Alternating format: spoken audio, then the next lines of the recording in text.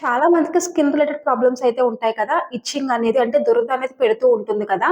So, అలాంటి problem కామన్‌గా ఎవరికి కనిపిస్తాయంటే హాస్టల్స్‌కి ఎక్కువగా కనిపిస్తుంది. అలాగే రూమ్‌మేట్స్‌కి కూడా. వీళ్ళు ఎప్పుడైనా ఇంటికి వెళ్ళినట్లయితే కనుక ఇంట్లో వాళ్ళకి కూడా స్ప్రెడ్ అయ్యే ఛాన్సెస్ అయితే చాలా వరకు ఉన్నాయి. సో, ఈ ప్రాబ్లమ్ నుంచి బయటపడాలి అంటే గనక మీరు డాక్టర్‌ని కన్సల్ట్ చేస్తారు. అలాంటి ప్రాబ్లమ్ లేకుండా నేనొక చిన్న టిప్ చెప్తాను. అదైతే ఫాలో అవ్వండి. ఇది మీకు ఇన్‌స్టంట్‌గా పనిచేస్తుంది. 100% కాదు 200% రిజల్ట్ అయితే కంపల్సరీగా ఉంటుంది.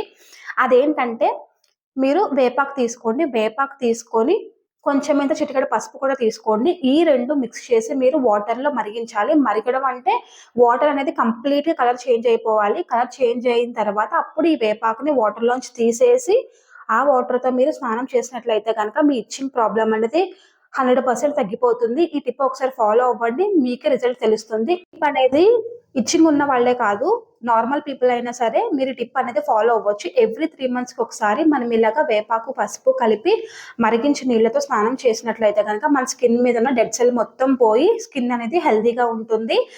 అండ్ ఇది చిన్న పిల్లల దగ్గర నుంచి పెద్దవాళ్ళ వరకు ఎవరైనా సరే ఫాలో అవ్వచ్చు. ఎలాంటి సైడ్ ఎఫెక్ట్స్ కూడా ఉండవు. ఎప్పుడు కూడా మనకేమైనా హెల్త్ ఇష్యూస్ వచ్చినట్లయితే గనక ఫస్ట్ మీరు నేచురల్‌గా అది తగ్గించుకోవడానికి ట్రై చేయండి. ఒకవేళ నేచురల్‌గా అవ్వట్లేదు అంటే కనుక అప్పుడు మీరు డాక్టర్‌ని కన్సల్ట్ చేయండి. ఎందుకంటే మనకి ఇంట్లో దొరికే వాటితోనే మనము హెల్తీగా మనకు వచ్చిన ప్రాబ్లమ్‌ని మనము తగ్గించుకునే ఛాన్సెస్ అయితే చాలా ఉన్నాయి. ఒకవేళ అవి తగ్గట్లేదు అంటే కనుక అప్పుడు మీరు డాక్టర్‌ని కన్సల్ట్ చేసినా మీకు యూజ్ అయితే ఉంటుంది.